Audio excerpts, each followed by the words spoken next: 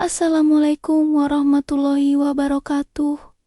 Kembali lagi di Novi Journal untuk kisah kali ini ya, sebuah kisah yang berjudul Kutukan Lawang Sewu. Sebelum kita lanjut ke ceritanya, tekan tombol like dan subscribe channel ini. Nyalakan juga notifikasinya agar tidak ketinggalan cerita lainnya. Dan seperti apa kisah kali ini? Langsung saja kita masuk ke ceritanya. Rina, Bayu, dan Dewi adalah mahasiswa yang gemar uji nyali. Suatu hari, Rina menantang mereka untuk menginap di Lawang Sewu, bangunan tua di Semarang yang terkenal angker. Meski awalnya ragu, mereka akhirnya setuju. Malam itu, mereka masuk melalui celah pagar besi yang sudah berkarat. Udara terasa lebih dingin dari biasanya, dan gedung itu seolah menyambut mereka dengan kesunyian yang menekan. Saat mereka berjalan di lorong panjang, terdengar langkah kaki di belakang mereka. Tapi saat menoleh, tidak ada siapa-siapa. Merinding, mereka tetap melanjutkan langkah tanpa menyadari bahwa sesuatu telah mengawasi mereka sejak awal. Ketiganya berkeliling hingga menemukan pintu menuju ruang bawah tanah, bagian paling angker dari Lawang Sewu. Menurut cerita, tempat itu dulu digunakan sebagai penjara dan tempat penyiksaan. Bayu mencoba membuka pintu, tapi terkunci.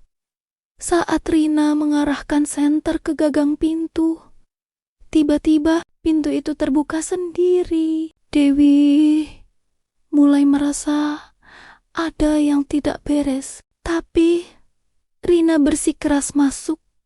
Langkah mereka bergema di ruangan lembab itu. Tak jauh dari sana, terlihat sebuah kursi kayu tua di tengah ruangan yang kosong.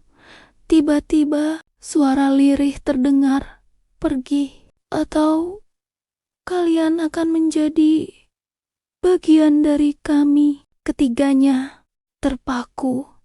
Dari kegelapan, muncul sosok tinggi besar dengan seragam militer Belanda tanpa kepala. Sosok itu berdiri diam, tetapi suara rintihan terdengar dari tubuhnya. Bayu berusaha menarik Rina untuk kabur, tapi kursi kayu di tengah ruangan bergeser sendiri. Dewi menjerit dan mencoba lari ke arah pintu. Namun pintu itu tertutup dengan keras. Langkah kaki berat mendekat dan suara berbisik semakin jelas. "Kalian tidak akan bisa keluar." Lampu senter mulai berkedip. Sosok tanpa kepala itu melangkah mendekat, dan dari dalam ruangan bayangan hitam bermunculan. Dewi merasakan sesuatu menyentuh kakinya. Ketika ia menunduk, terlihat tangan pucat tanpa tubuh mencengkram pergelangan kakinya. Rina mencoba menarik Dewi, tapi merasakan napas dingin di tengkuknya. Saat menoleh, wajah pucat dengan mata kosong menatapnya dari jarak sangat dekat. Tiba-tiba, liontin yang dipakai Rina bersinar. Sosok-sosok itu terdorong ke belakang, dan pintu kayu terbuka dengan sendirinya. Tanpa pikir panjang, mereka berlari keluar. Setelah berhasil keluar dari Lawang Sewu, mereka mengira semuanya sudah berakhir. Namun keesokan harinya, mereka menemukan sesuatu yang mengerikan. Di leher masing-masing ada bekas lebam berbentuk tangan, seolah seseorang telah mencoba mencekik mereka malam itu.